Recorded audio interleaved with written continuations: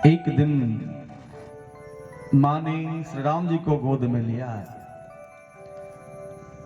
और श्रृंगार करके पालना में पढ़ा दिया, पूजन करने चले। और जब पूजन करने चली तो भगवान रोने लगे।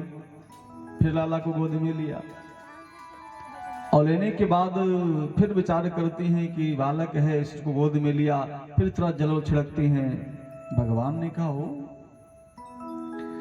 बड़े बड़े ज्ञानी, बड़े बड़े ध्यानी, बड़े बड़े धर्मात्मा ध्यान धारणा समाधि लगाते हैं मेरे दर्शन के लिए, मुझे प्राप्त करने के लिए। मेरा दर्शन नहीं होता है और ये माँ मुझे पाने के बाद मेरे में शुद्ध शुद्धि का भेद कर रही है। इसी पता नहीं कि मैं कौन हूं। आज इसको मैं बताऊंगा कि माँ मैं कौन हूं। तो हुआ क्या कि मैया जैसे ठाकुर जी के मंदिर में पूजन करने गई और ठाकुर जी का भोग लगाया, आंख बंद किया, घंटी बजाई, तो वही लाला जिसको पालने में सुलाई थी वो आया और लड्डू खाने लगा। आंख खोल करके देखा तो वही लाला। कहा चलो कोई बात नहीं, आ गया होगा। जब पालने के पास गई तो ही लाला पालने में सो भी रहा है। यहाँ वहां दो बालक देखा, मत भ्रम मोर की आन विशेषा। भगवान ने अपना परिचय दिया कि मां पहचानो मैं कौन हूं। ऐसी सी लीलाओं को हमारे ठाकुर जी करते हैं। सरयू जी के तट पर खेलने जाते हैं। भरत जी और राम जी, इधर लक्ष्मण उधर शत्रुघ्न, चार भाई, दो की टीम बनती, कबड्डी खो खेल होता है। लेकिन भरत जी कभी राम जी को हराना नहीं चाहते हैं, वो स्वयं हार मान लेते हैं। ऐसी अद्भुत बड़ी बड़ी सुंदर सुंदर लीला है। यानी यहां तक चर्चा है कि एक बार भगवान जब माने चारों बच्चों को, भाई महाराजा की बात, तो चारों बालकों के लिए चार पालने मंगाए गए। देखो कल यहां भी पालना आया था ठाकुर जी के लिए, और श्रृंगार करके चारों भाइयों को चार पालने में सुलाया गया। तो सारे बालक तो फिर सहन करने लगे, पर जो लक्ष्मण जी थे ना वो रोने लगे। और रोते ही जा रहे, रोते ही जा रहे, रोते ही जा रहे। बहुत झाड़ फूक हुआ, कोई लाभ नहीं हुआ। गुरु वशिष्ठ जी के पास लोग सूचना दिए, महाराज आए और देखा तो कारण क्या है, बालक स्वस्थ भी है, रो भी रहा है, कारण क्या है। तो चिंतन किया, कहा हो सकता है कोई कारण हो। एक काम करते हैं, कहा क्या, कहा कि चारों बालकों को एक पालने में डालकर देखते हैं।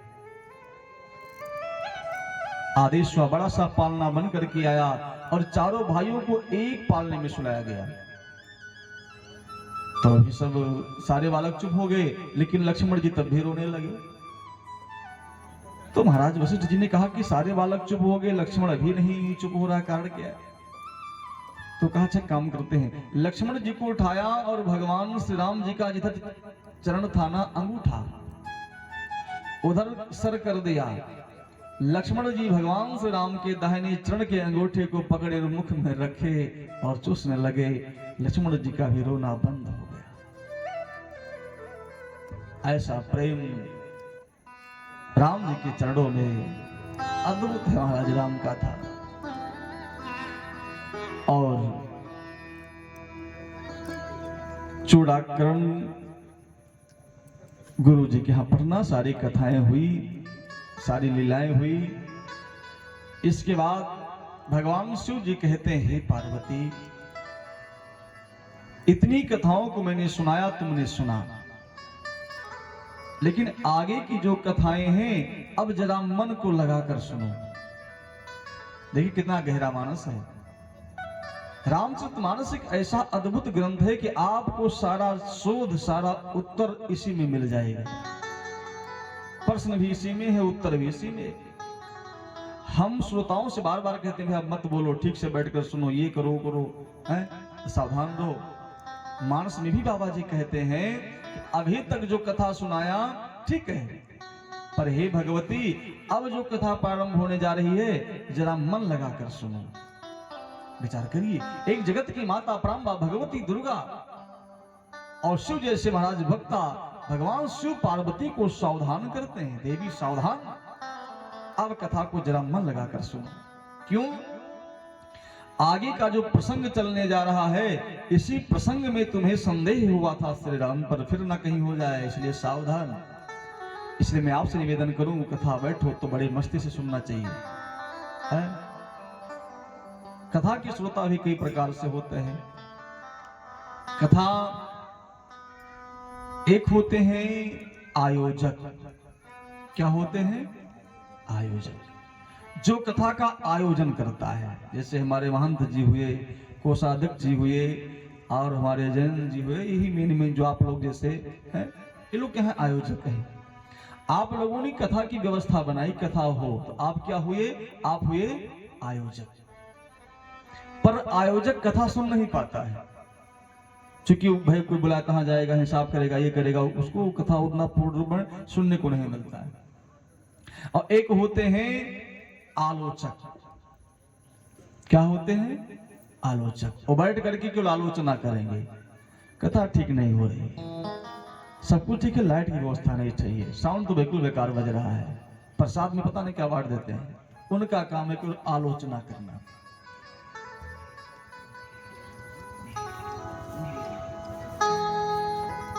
एक होते हैं आस्वादक, ये तीसरे श्रोता है। जो आस्वादक होता है वो मस्ती के साथ बैठता है और ठाकुर जी कथाओं को बड़े प्यार से सुनता है। तो विश्वामित्र जी कहते हैं, देवी अब सावधान हो जाओ। हे सब चरित कहा मैं गाई,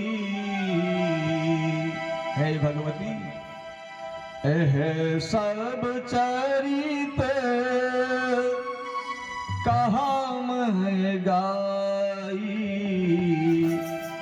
आगिल कथा सुनहु मन लाए, आगिल कथा सुनहु मन लाए, आगिल कथा सुनहु मन लाए।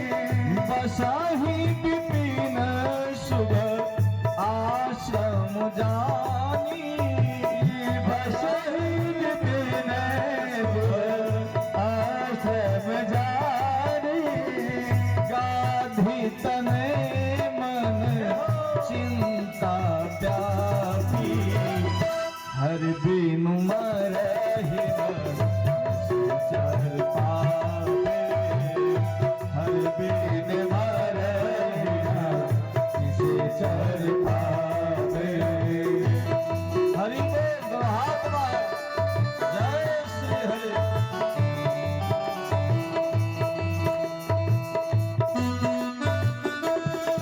क्या बात है?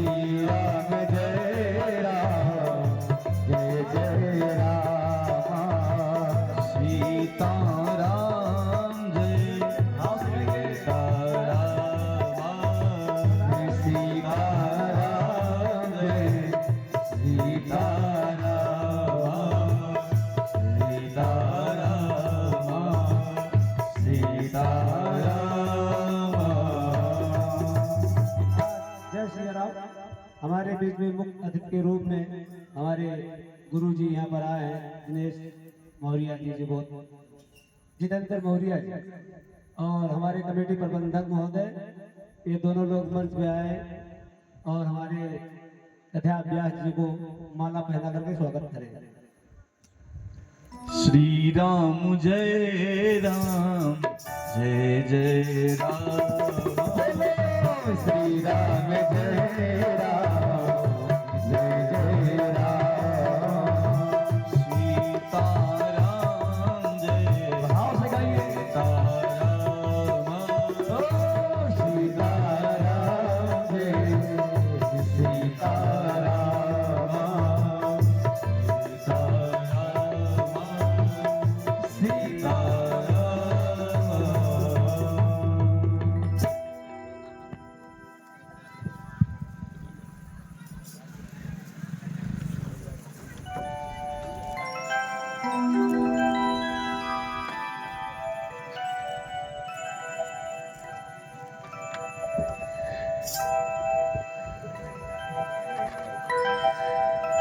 कि श्री राम जय राम मेरे राम जय जय राम, श्री राम जय राम मेरे राम जय जय राम। बोलिए बजरंग बली की जय। जय। बंधुओं, आज संख्या तो जरूर कम है, लेकिन हमारे बीच में विद्या थोक में शिक्षा की अलग जगाने वाले तो आज मौजूद नहीं रहे। परम आदरणीय स्वर्गीय लक्ष्मण सरन जी मौर्य, लेकिन उनकी शिक्षा